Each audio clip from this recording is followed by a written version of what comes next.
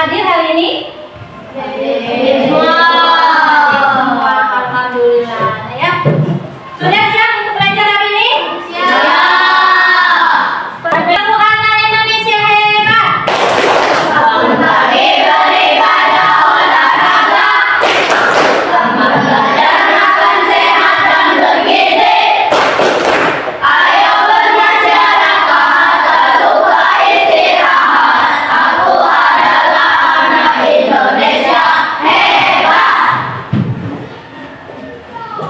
Sebelum ibu memulai pelajaran atau minggu kemarin kita belajar tentang apa anak? Tentang metode ilmiah, tentang pengukuran anak ya. Sebelum kita memasuki tentang metode ini, minggu kemarin kita membahas tentang apa? Pengukuran, ya, sesuatu yang bisa diukur. Segala sesuatu yang bisa diukur. Kemarin kita belajar IPA, hari ini kita belajar IPA juga, tetapi akan ibu sisipkan dengan KKA, coding dan kecerdasan artifisial. Untuk materi kita hari ini, kita akan belajar tentang metode ilmiah.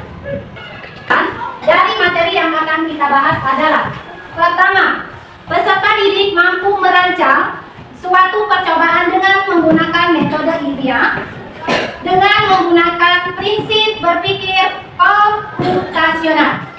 Sudah ada yang bisa kan komputasional apa?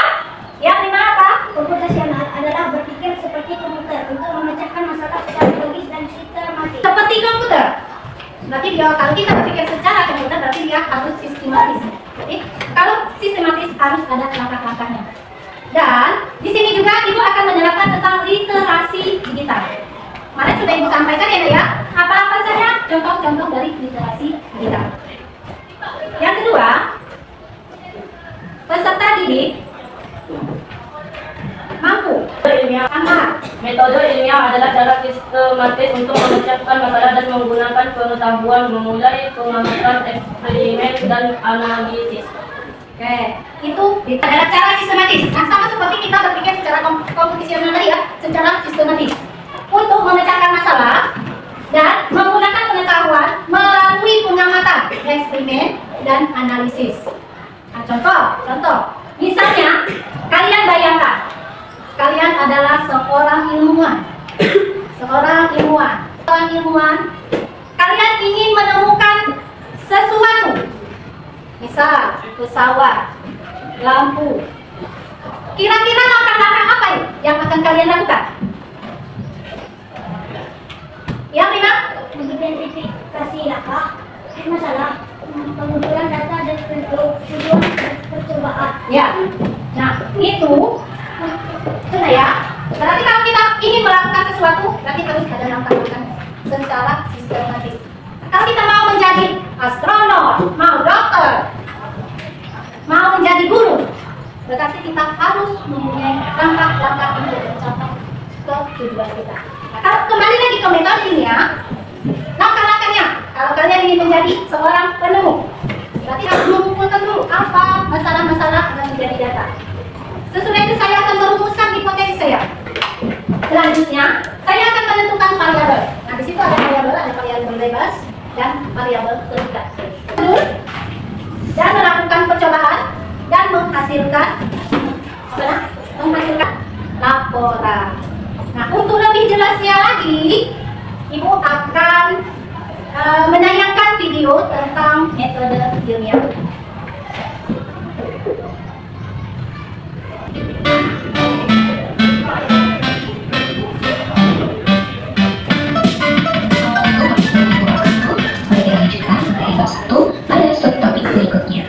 Kemarin kalian sudah mempelajari tentang Sains dan ilmuwan sains yang bekerja di laboratorium.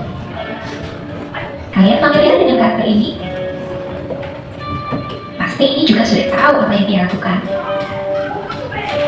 Nah, apa persamaan dari kedua gambar ini?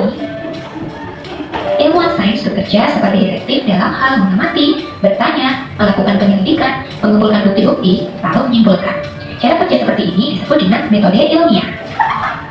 Pada video kali ini, kita akan belajar tentang metode ilmiah, yang di dalamnya termasuk merancang percobaan dan pelaporan hasil percobaan. Sebagai calon ilmuwan masa depan, kalian akan belajar menggunakan metode ilmiah. Metode ilmiah adalah cara atau pendekatan yang dihasilkan dari percobaan. Kesimpulan merupakan jawaban dari tujuan percobaan yang dirumuskan sebelumnya. Kesimpulan menyatakan apakah hipotesis diterima atau ditolak. Selanjutnya, kita akan memperdalam bagaimana caranya merancang percobaan.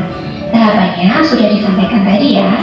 Nah, mari kita ulas satu persatu. Pertama, kamu harus menentukan tujuan dari percobaanmu. Tujuan percobaan dapat kamu tentukan setelah melakukan pengamatan. Lihat di sekelilingmu dan amati dengan panca indera yang kamu miliki. Tidak harus kelima-limanya digunakan loh ya. Seperlunya saja sesuai dengan apa yang kamu amati. Dari pengamatan tersebut muncul pertanyaan atau masalah yang akan diteliti. Kamu pasti akan menggunakan indera penglihatanmu untuk mengamati keadaan di sana, seperti keadaan pintu atau jendela, posisi barang-barang, atau barangkali ada jejak di lantai. Bisa juga kamu menggunakan indera pembau untuk mengamati tempat tersebut. Misal ada bau parfum tertinggal, atau bau kabel terbakar, dan lain-lain. Dari hasil pengamatan, kamu dapat menentukan tujuan percobaan yang harus dapat diuji, dapat dilakukan, dan bukan merupakan pendapat pribadi. Contohnya dalam sains, kamu mengamati di halaman rumah kamu ada beberapa tumbuhan sirih yang ditanam ibumu. Kamu mengamati perbedaan bahwa tanaman sirih yang merambat di batang pohon mangga, batang sulurnya lebih panjang-panjang daripada tanaman sirih yang merambat di tembok. Kenapa ya? Terlihat bahwa di bawah pohon mangga lebih rindang, sehingga tanaman sirih mendapatkan sedikit sinar matahari. Sedangkan tanaman sirih yang merambat pada tembok selalu terpapar sinar matahari setiap siang. Contoh rumusan masalahnya. Bagaimana pengaruh intensitas sinar matahari terhadap pertumbuhan sulur batang tumbuhan sirih? Nah, tujuan percobaannya akan menjadi seperti ini. Menyelidiki pengaruh intensitas sinar matahari terhadap pertumbuhan sulur batang tumbuhan sirih. Kalian lihat ada bagian tulisan yang berwarna biru dan hijau. Warna biru menandakan variabel bebas dari percobaan, yaitu intensitas sinar matahari. Sedangkan warna hijau merupakan variabel terikat atau pertumbuhan panjang sulur batang. Sebelum kita identifikasi variabelnya, yuk kita coba dulu bikin hipotesis. Hipotesis merupakan perkiraan atau dugaan sementara dari jawaban terhadap tujuan percobaan yang akan diselidiki. Misalnya nih, pengamatannya, kalian mengamati tempat kejadian pencurian. Kalian mendapati tidak ada pintu atau jendela yang rusak dan tidak ada barang yang terjatuh. Hipotesis yang dapat kamu kembangkan adalah pencurian dilakukan oleh orang yang mengenal rumah atau keluarga korban. Oke, kita kembali ke masalah tumbuhan sirih tadi. Dari tujuan percobaan yang sudah kita sinar matahari, maka akan menghambat pertumbuhan sulur batang tumbuhan sirih dan sebaliknya. Kemudian kita akan mengidentifikasi variabel-variabel yang ada dalam percobaan. Para ilmuwan menyelidiki hubungan antara sebab dan akibat yang terjadi dalam kehidupan sehari-hari. Mereka merancang percobaan untuk mengubah suatu kondisi yang mengakibatkan hal lain juga berubah. Nah, seperti yang sudah disampaikan tadi, ada 3 macam variabel, yaitu variabel bebas, terikat, dan kontrol. Masih ingat kan? Untuk memahaminya, coba nih aku kasih contoh. Birawak akan menyelidiki jalur yang dapat dia tempuh dalam waktu terpendek atau paling cepat untuk berjalan dari rumahnya ke sekolah. Misalnya ada 3 jalur berbeda yang akan ia coba. Satu hari ia mencoba satu jalur. Ia mengukur waktu yang ditempuh dari rumahnya ke sekolah pada tiap jalur tersebut. Karena Birawak hanya ingin mencari tahu jalur yang tercepat, maka ia sendiri yang akan berjalan menempuh setiap jalur tersebut. Dari cerita ini, kita bisa identifikasi variabel bebasnya, faktor yang dapat menentukan variabel lainnya, yaitu jalur yang ditempuh dari rumah ke sekolah. variabel terikat atau gejala yang muncul atau berubah yaitu waktu tempuh dari setelah. Sedangkan variabel kontrol, faktor-faktor yang dibuat sama yaitu orang yang berjalan, dalam hal ini adalah birawak, dan kecepatan birawak melangkah. Oke, perlu dicatat tapi ya, untuk menentukan kecepatan melangkah agar sama, memang harus dibantu dengan suatu alat yang dapat mengukur kecepatan, yaitu speedometer. Nah, kalau ditanya variabel-variabelnya apa saja dari tujuan percobaan tadi?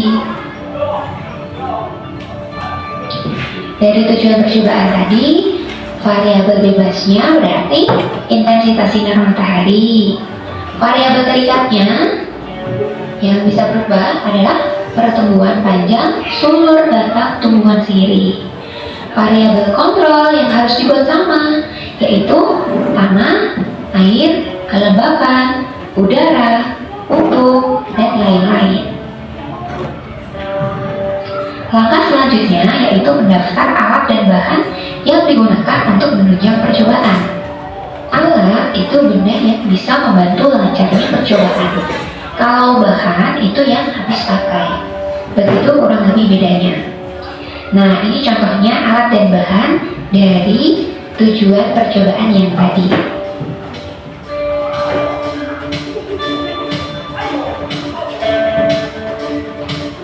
Tentunya kita juga harus memiliki panduan urutan langkah-langkah yang rinci untuk melakukan percobaan agar percobaan berjalan dengan baik dan tidak ada yang terlupakan. Langkah-langkah ini disebut dengan prosedur percobaan. Inilah contohnya prosedur percobaan tumbuhan sirih tadi.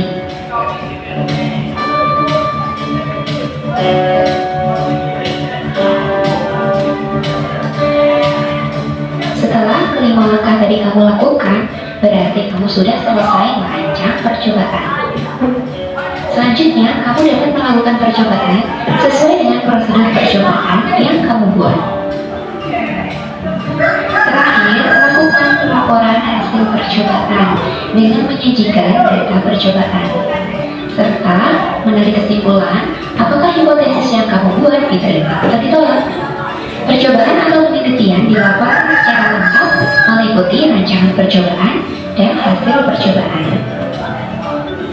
Laporan percobaan yang lengkap memuat 1. Tujuan percobaan, 2. Hipotesis, 3. Variabel, 4. Alat dan bahan, 5. Prosedur percobaan, 6. Pengumpulan dan pengolahan data hasil percobaan, dan 7. Kesimpulan. Baiklah, kamu sudah mempelajari metode ilmiah dan sudah tahu bagaimana merancang percobaan.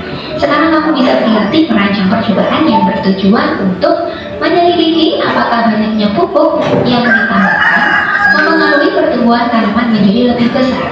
Tentukanlah 1. Hipotesis dari percobaan ini, 2. Variabel bebas, terikat, dan kontrolnya apa saja, 3. Alat dan bahan yang digunakan dalam percobaan, dan yang keempat, prosedur percobaan singkat, bagaimana langkah percobaan yang dapat kamu lakukan. Selamat bekerja, believe in yourself, you can do this. Kita ketemu di video selanjutnya. Oke, kalian sudah mendengar, melihat tentang metode ilmiah dengan langkah-langkahnya dan merancang percobaan. Selanjutnya, Ibu akan memberikan LKPD untuk kalian merancang percobaan dengan menggunakan langkah-langkah komputasional dan literasi digital. Ibu jelaskan dulu ya. Ini ada 4 kasus, berarti kalian harus membaca kasusnya. Ini ada 4 kasus. Kasus kalian sama seperti yang kalian harus secara sistematis. Langkah-langkah metode ilmiahnya harus lengkap. Ya. Kemarin kita sudah membentuk kelompok ya. Satu kelompok ada yang 5, ada 6 peserta. Jadi sekarang silakan bentuk kelompoknya diskusi tentang percobaan merancang metode ilmiah dengan menggunakan prinsip komputasional dan literasi digital. Yuk, silakan mencoba.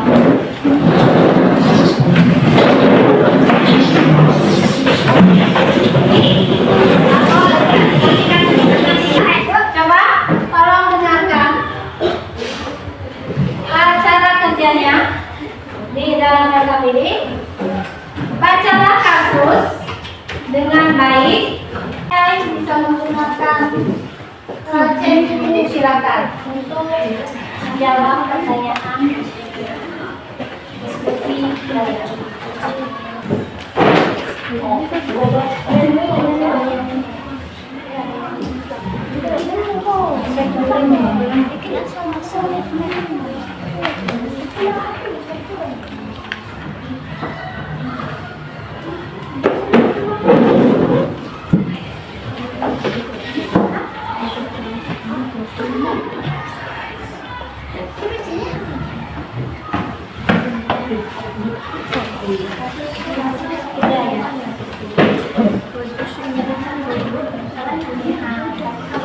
Pas rombongan itu jorot masuk di buku kalian jingok kan.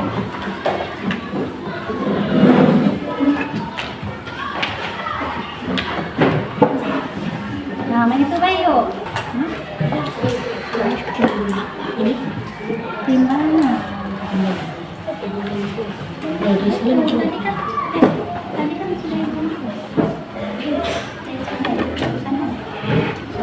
sudah maju ya, maju Maya, sorot lah Maya. Mana ini kamu?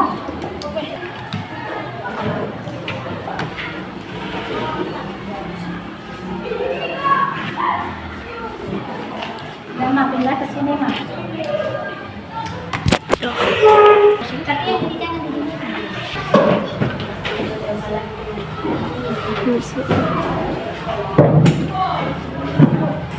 Nah, ke sini ya. Ayo, stop dulu. Kena liburan.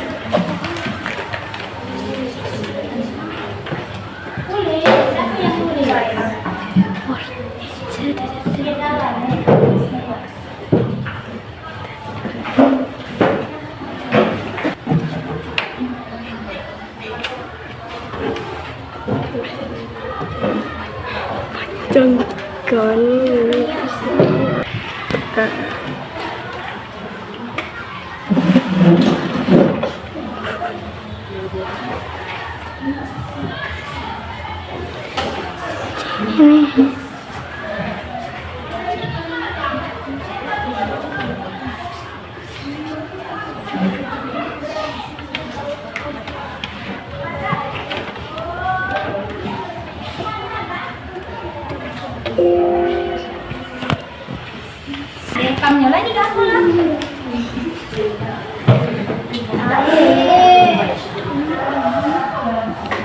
Lalu tulisan kelas ini.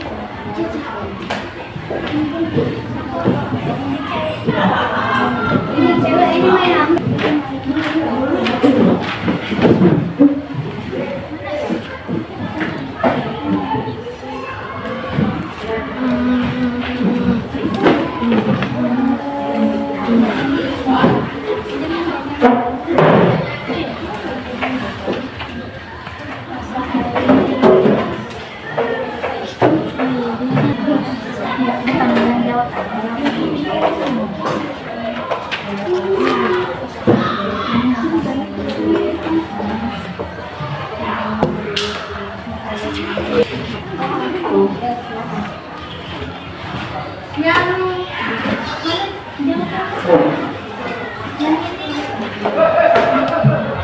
Karena hasil diskusi kalian, kita sedikit dulu deh ya, biar lebih semangat lagi untuk melakukan presentasinya. Yuk silakan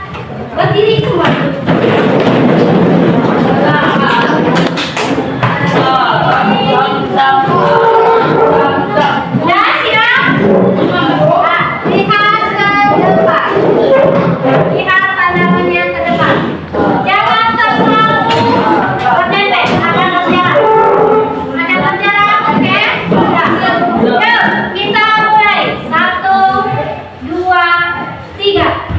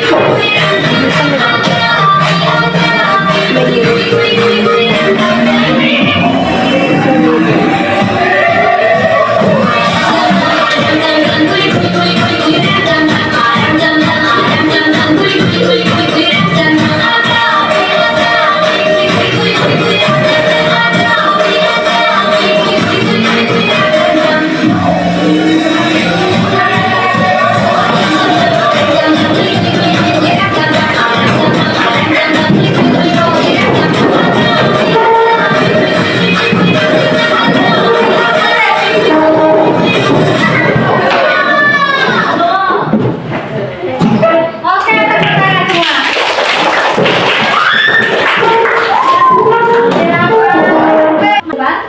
Kelompok siapa yang mau maju?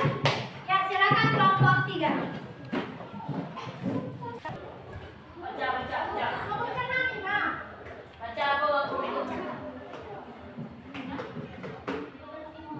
Maju. Kami dari kelompok 3 akan menyampaikan kasus 3. Langsung baca.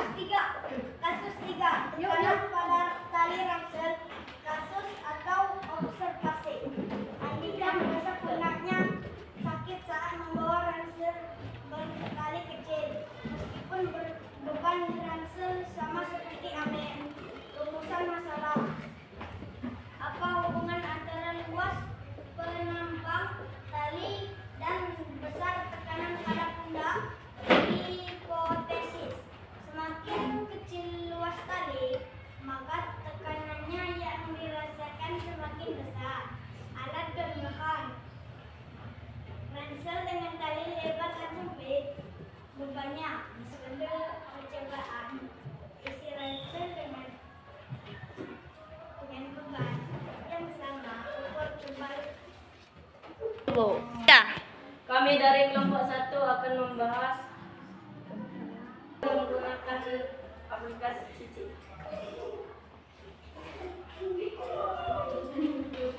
Kasus 1. Waktu tempuh dan jarak. Kasus observasi. Andi dan ayahnya menentukan waktu berbeda saat berangkat dan pulang. Meski jarak. Rumusan masalah. Apa hubungan antara waktu tempuh dengan kecepatan dan jarak tempuh? Tempuh semakin singkat untuk jarak yang sama. Alat dan bahan. Stopwatch, meteran atau pengukur jarak. Lintasan lurus, misalnya percobaan. 1. Bentukan lintasan sepanjang 100 meter. 2. Ukur waktu tempuh saat berjalan bisa dan saat berlari. 3. Catat waktu untuk masing-masing aktivitas. 4. 100. Waktu 120. Skor. Waktunya semakin besar kecepatan seorang, semakin singkat waktu yang dibutuhkan untuk menempuh jarak yang sama.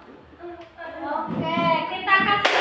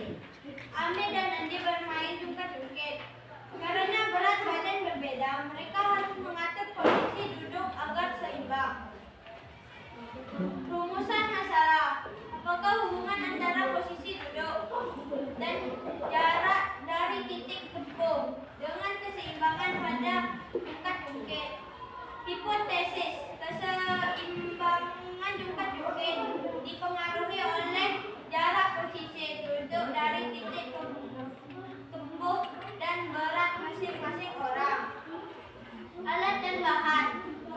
Misalnya papan kayu, balok sebagai tumpuan benda dengan massa berbeda. Misalnya, 2. Letakkan benda-benda massa di kedua sisi papan. 3. Geser posisi benda yang lebih berat sehingga papan seimbang. 4. Ukur jarak beban dari titik tembus. Hasil pengamatan. Beban A kilo 20 gram. Jarak A cm 30 cm. Beban B 1 kilo. Jarak B 60 kilometer.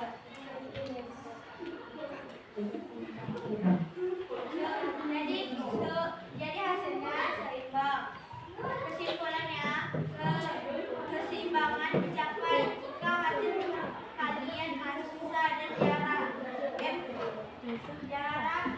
di kedua sisi sama. Oke, kasih aplaus untuk kelompok. Hasil kelompok Akhir. 3. Kami dari kelompok 4 akan menyampaikan kasus 4 yang menggunakan aplikasi Canva AI. Kasus 4, campuran air panas dan dingin. Kasus atau observasi. Mencampur air panas dengan air dingin agar bisa diminum. Suhu air menjadi lebih rendah dan pencampuran. Rumusan masalah. Bagaimana hubungan satu suhu dan masing-masing air terhadap suhu air campuran? Hipotesis suhu akhir air campuran tergantung pada suhu awal dan massa masing-masing air yang dicampurkan. Alat dan bahan. 1. Air panas dan air dingin. 2. Gas ukur. 3. Termometer. Campurkan keduanya dan aduk-aduk. 3. Ukur suhu air campuran. 4. Ulang 50 gram. Suhu derajat Celcius 80 derajat Celcius 80 derajat Celcius. Massa air dingin gram 100 gram 150 gram. Suhu 3 derajat Celcius 55 derajat Celcius. Kesimpulan, suhu akhir campuran bergantung pada suhu dan massa masing-masing air. Semakin banyak air dingin, semakin rendah suhu akhir. Oke, kita kasih aplaus untuk kelompok Pak.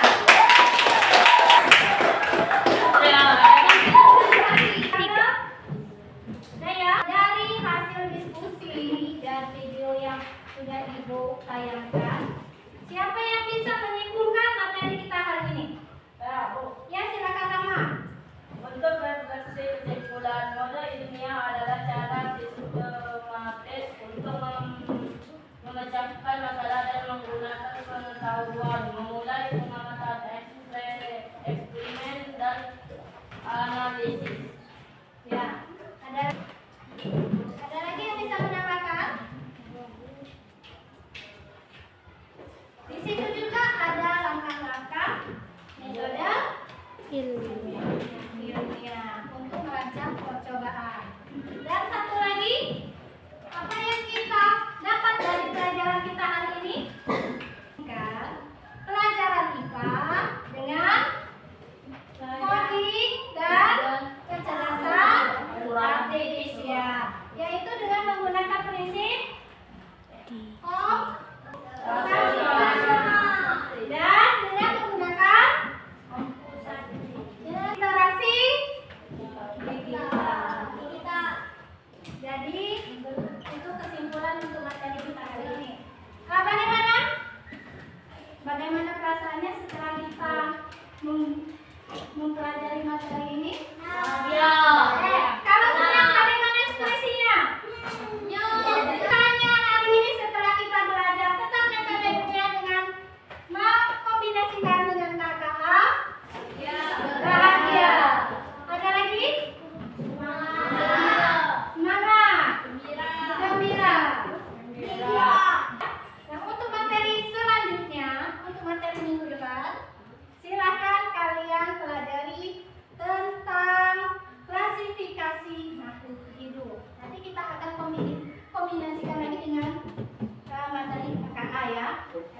Ibu akhirin hari ini. Assalamualaikum warahmatullahi wabarakatuh.